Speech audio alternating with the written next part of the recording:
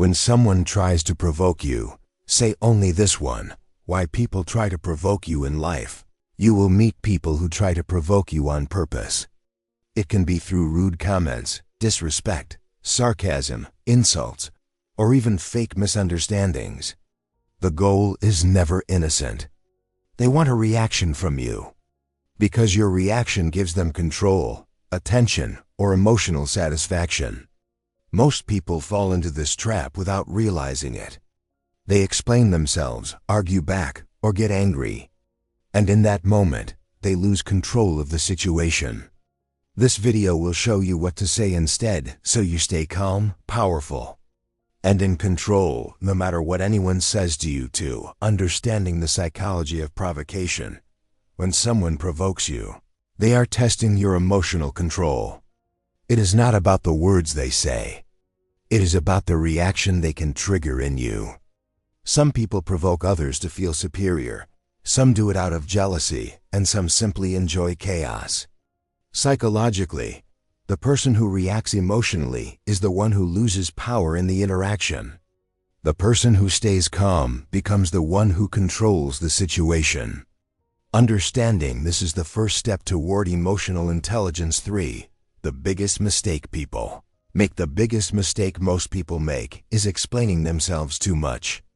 They think if they clarify, argue logically, or defend their intentions, the other person will understand. But in reality, provokers are not looking for understanding. They are looking for reaction. So the more you explain, the more power you give away. Instead of calming the situation, you actually fuel it. This is where emotional discipline becomes more important than being right. For the one thing you should never do: never match their energy.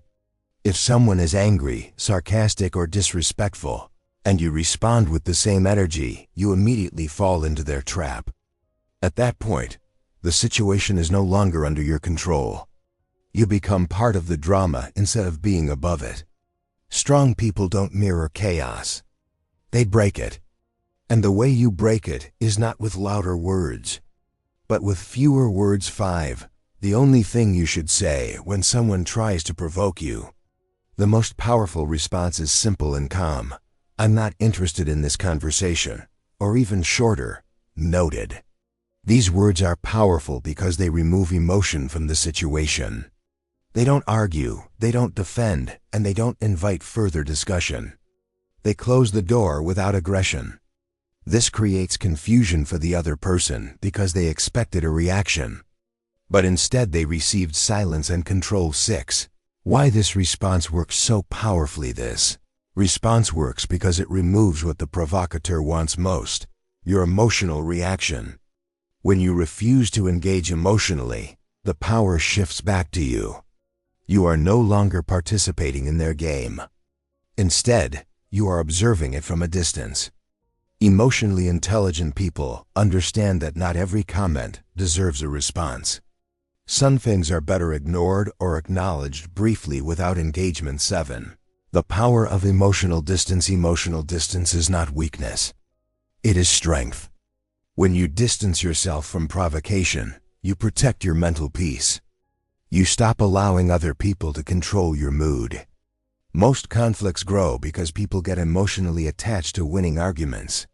But in reality, peace is more valuable than being right in every situation. The ability to stay detached is a sign of maturity and self-control. 8. What happens after you stay calm? When you consistently respond calmly, something interesting happens. People start to lose interest in provoking you. Why? Because provocation only works when it creates a reaction. If there is no reaction, there is no reward. Over time, people begin to respect your silence and emotional control. They realize they cannot manipulate your feelings easily, and they move on to easier targets. 9. Building the habit of control.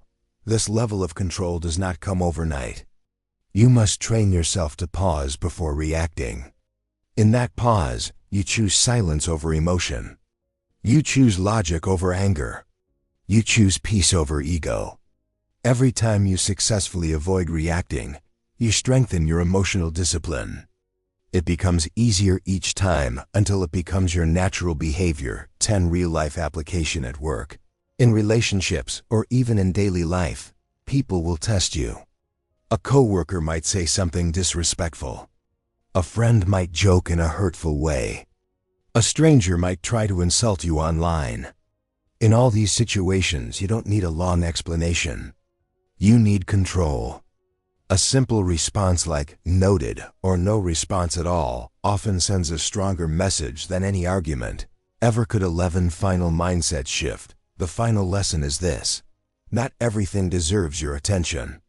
When you stop reacting to provocation, you start choosing your battles wisely.